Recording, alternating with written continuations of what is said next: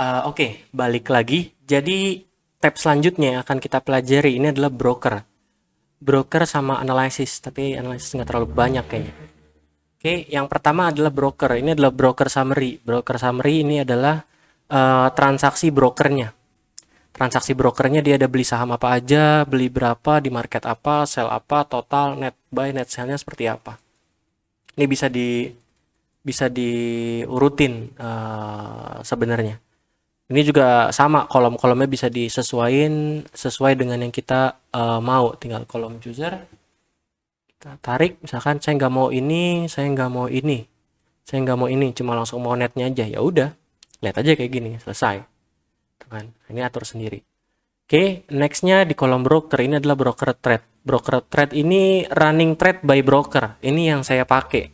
Jadi misalkan, oh Pak, saya mau ngekor teman-teman MG lainnya, tinggal set ke MG, ya nanti kita bisa dapat running trade-nya MG. Ini saya set di buyer-nya doang. Jadi yang terdeteksi cuma MG buyer, atau saya mau set di sellernya juga bisa. Atau mau buat keduanya juga bisa. Tapi kalau keduanya pusing karena nggak ada tandanya. Mana yang beli, mana yang jual. Jadi lebih baik buyer-nya aja yang disetting. Kayak gitu. Oke. And then menu selanjutnya adalah broker history. Broker history ini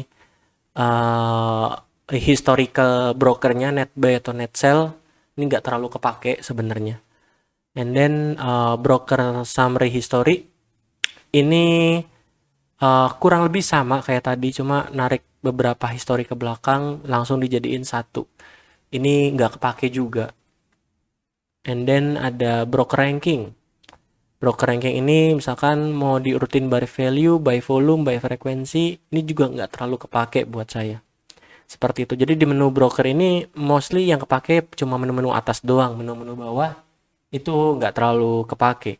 Nah selanjutnya ada analysis. Analysis kita bisa set financial report tapi kayaknya masih belum jalan.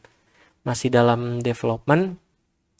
Yang financial report nggak jalan, company profile I don't know, ini juga nggak jalan, jadi kayaknya masih development semua. Pivot kalkulator ini kepake. Kalau misalkan teman-teman mau buat support resisten pakai pivot, ini kepake. Jadi di sini ya silakan dicoba aja buat pivotnya. Saya jujur nggak pernah jarang, bukan nggak pernah, tapi nggak suka pakai pivot point. Ini kelihatan semua, support resistennya, normal areanya itu kelihatan semua. And then ada stock chart, ini adalah grafik harga saham. Grafik harga saham, time frame-nya bisa sampai menit. Bisa kita atur. Ini kalau kita mau nambahin overlay itu indikator yang di dalam sini, di dalam apa?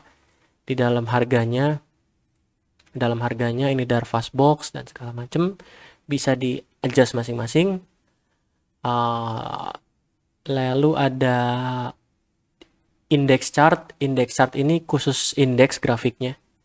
Jadi misalkan indeks apa nih? IDX 30 atau kayaknya iGrade nih.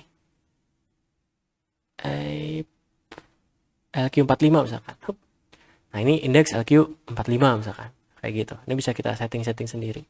Saya jarang pakai yang indeks chart itu.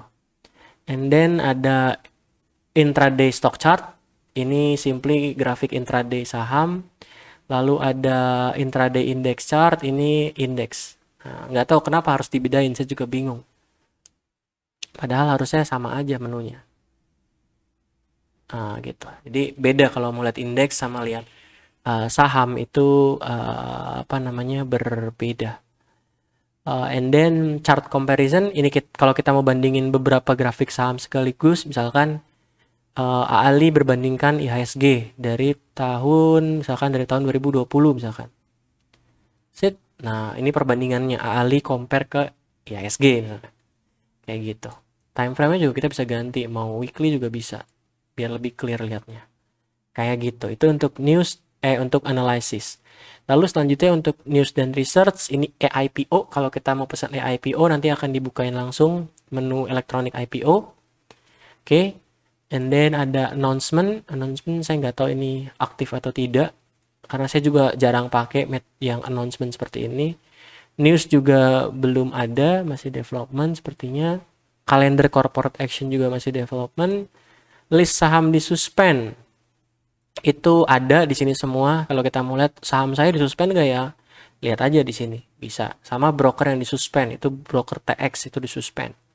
Seperti itu. Oke, and then ada research. Research ini harusnya researchnya MG atau research dari banyak ini. Cuma nggak bisa diakses juga, kayaknya masih development juga. Dan saya juga jarang pakai, jadi bagi saya no problem. Tutorial ini pun saya nggak tahu bisa kebuka nggak. Tutorial ini pun nggak bisa kebuka tulisannya ini. Adobe Acrobat kalau not open manual. Jadi nggak bisa di open manual. Seperti itu. Jadi itu untuk apa? Untuk penjelasan tabnya. Nanti habis ini saya akan jelasin mengenai konsep workspace. Jadi workspace Bapak Ibu sendiri untuk setting-settingnya. Seperti itu. Atau sekarang aja deh, karena videonya cuma 5 menit doang. Nggak usah deh. Nanti takut orang bingung. Oke, saya tutup sampai di sini. Thank you. Nggak terlalu lama yang bagian ini karena banyak yang nggak bisa fitur. Thank you semuanya.